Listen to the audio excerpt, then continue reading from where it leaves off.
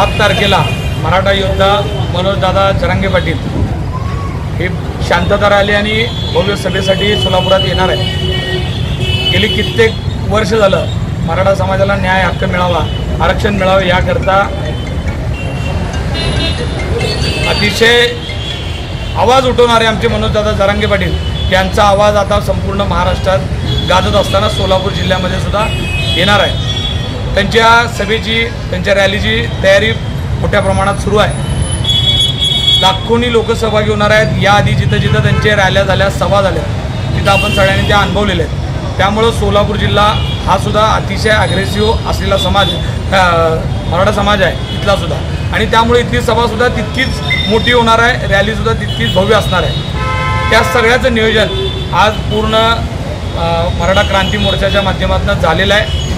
बरेच हजारो कार्यकर्ते त्यासाठी राबत आहेत, मोठे पदाधिकारी राबत आहेत। यासाठी साऊंड सिस्टीमची व्यवस्था मोठ्या प्रमाणात करण्यात आलेली आहे। 200 करणे आपण लावतोय जेणेकरून शेवटच्या माणसापर्यंत मनोजदादांचा आवाज गेला पाहिजे।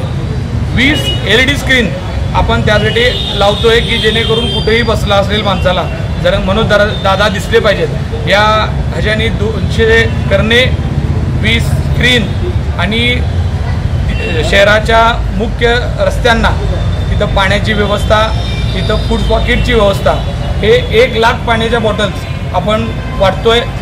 हे जरी लाख वाटत असलं तरी संख्या येणारी खूप मोठी आहे। त्यामुळे माझं अजूनही लोकांना आव्हान आहे की लोकांनी सुद्धा येताना आपल्या घरून काहीतरी एखादी पाण्याची बॉटल, 2 चपात्या भाकरी बांधून घेऊन आलं पाहिजे, आणि जेणेकरून ह्या सगळ्या यंत्रणेमध्ये सुद्धा त्यांचा हातभार असला पाहिजे।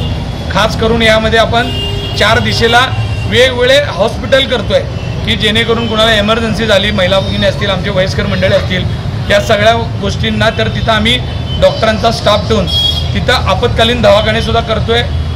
4ही दिशेला ॲम्ब्युलन्सची व्यवस्था करतोय, म्हणजे जेणेकरून आपल्याला असं होणार नाही, पण तरी काही गरज लागली एमर्जन्सीची तर सगळ्या दिशेला ॲम्ब्युलन्स असतील। पाण्याची व्यवस्था केलेली आहे, लोकांची बसण्याची व्यवस्था केलेली आहे।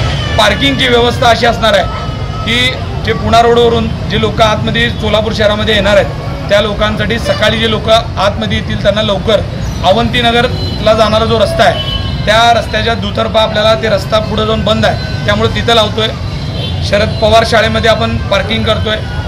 त्यानंतर जो हायवेच्या नंतर जो सर्व्हिस रोड आहे त्या सर्व्हिस रोडला आपण, सर्व्हिस रोडवर सुद्धा गाड्या मोठ्या प्रमाणात बसू शकतात, त्यामुळे तुळजापूर रोड आणि इकडच्या येणाऱ्या लोकांसाठी आपण तिथं पार्किंग करतोय। जे मंगळवेढा मार्गे येणारे लोक असतील त्या रोडला भैया चौकातून ज्यांची एंट्री होणार आहे त्या लोकांना आपण जुनी मिल कंपाऊंडमध्ये पार्किंग करतोय।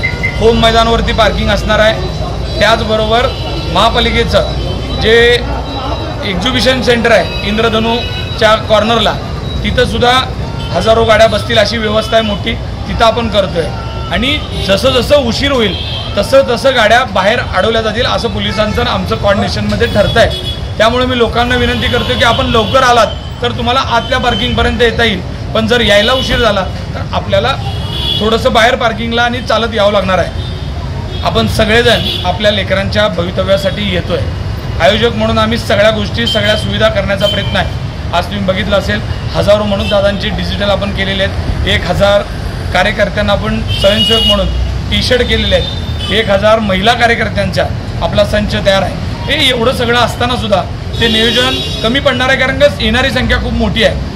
आणि मला माहीत आहे मराठा समाजाच्या आजवर जेव्हा जेव्हा आंदोलन झालं, जेव्हा जेव्हा रस्त्यावर उतरलं आहे, अतिशय संवेदनशील असलेला हा समाज जरी असला तर शिस्त पाळणारा समाज आहे। त्यामुळं याही मोर्चामध्ये मी ह्याच अपेक्षा करतो की समाजाकडून सुद्धा शिस्तीचं पालन होणार आहे, कारण आपण शिवाजी महाराजांचे पाविक आहोत आणि आपण आजवरती पाळलेली आहे। आणि सोलापूरचा मोर्चा, रॅली ही भूतो ना भविष्य आपल्या सगळ्यांच्या माध्यमातून आपण करूया, एवढंच सांगतो।